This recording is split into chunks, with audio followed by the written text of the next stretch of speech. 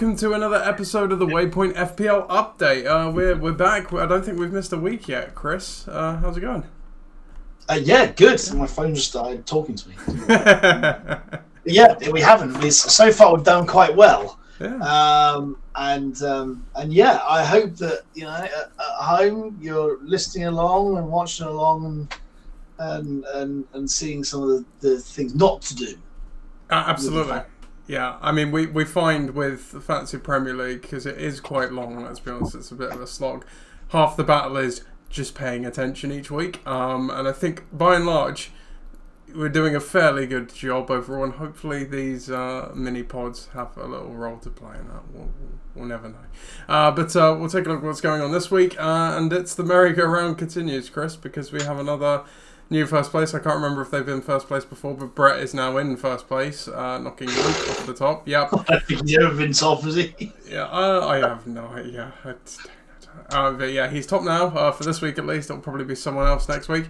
Mike's not far behind him, only 3 points short. And Luke, though, he was in first. He's plummeted all the way down to third now. He's 3 points short of Mike, so with not the lowest score, but sort of among the lowest scores. And then only 5 points behind him is Smithy. And then only 3 points behind Smithy is me. And you went into the top 5. And I'm the only one of the top 5 that had one of the highest scores on the week, in fact, with 71, the third highest score. Which, if you keep in count, that's 3 weeks in a row I've been in the top 3, Chris. So we're going to look at my team again, but predictably, it's not much different from the last 2 weeks, to be honest. What's your verdict? Do you need me to read it out? Or are you good? No, I think the reason why you've scored 71 is you got 32 from one player. That does help. So congrats. I mean, Kelleher in goal as well. That's an inspired one. But also, may I say, this could have been better.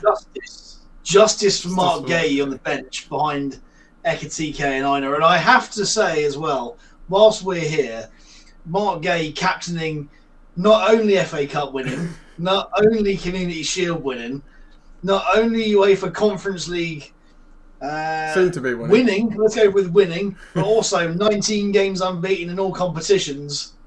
Crystal Palace. So yep. Underestimate Palace at your will, but that's absolutely not where he deserves to be. You know what?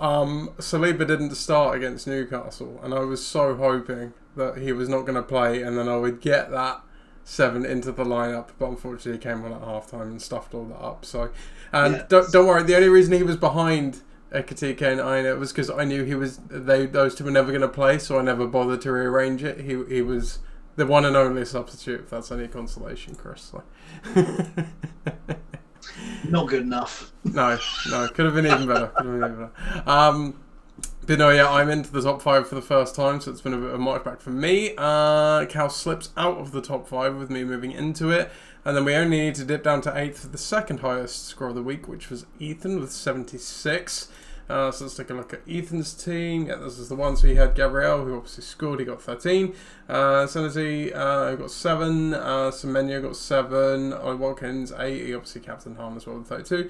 Again, talk about being better. He had a -1 from Bruno Fernandes, Chris. So. Yeah, Bruno Fernandes terrible. Pretty good. Yes. Terrible.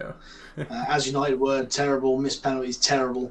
But yeah, Gabriel shining brighter than his teeth at the back there, 13 points. Well deserved. And look at that, two defenders from Team of the Week, Gabriel and Senesi and Semenyo in midfield with Haaland as captain. Could not be better here. Loves Leeds on the bench as well, by the way. That's where they deserve to be. But yeah, I have to say, if you got a third, maybe even a quarter of the Team of the Week there, congratulations. Yeah. Owen, please tell him that he's done very well.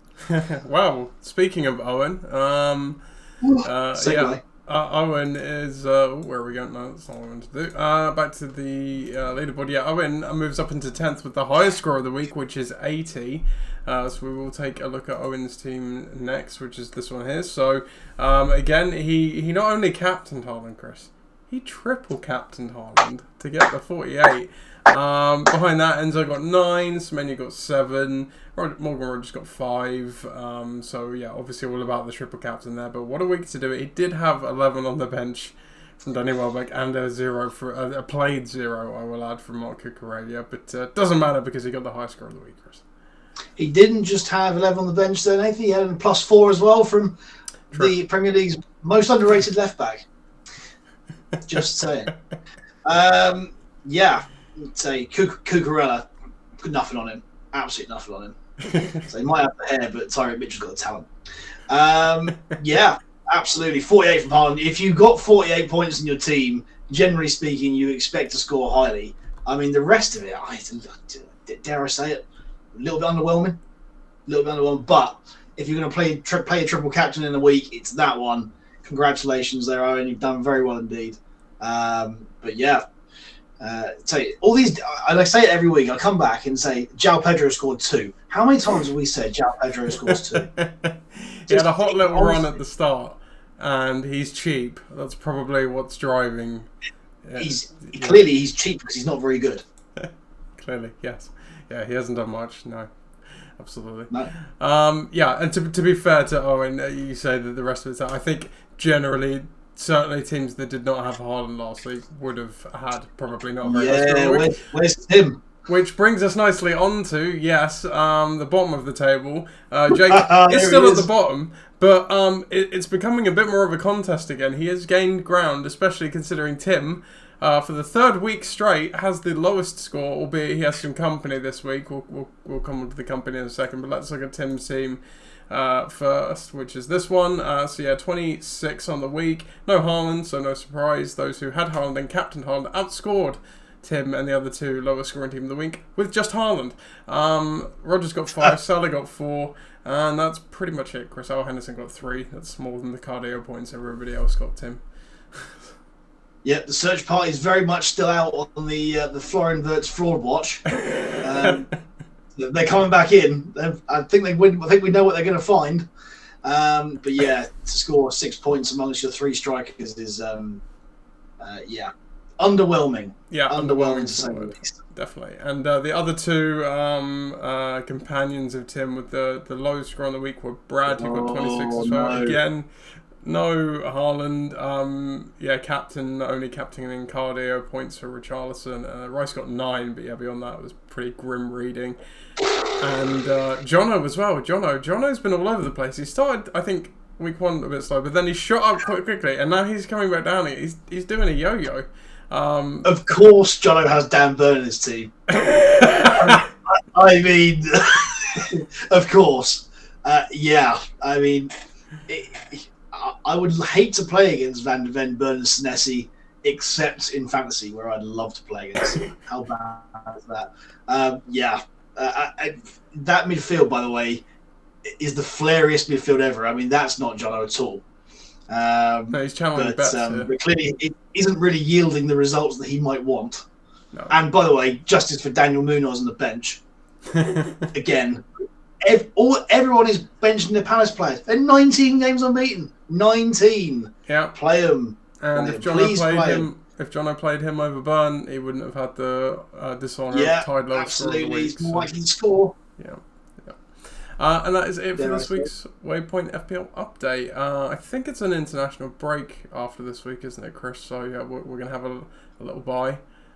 I heard some underwhelming England team today come out.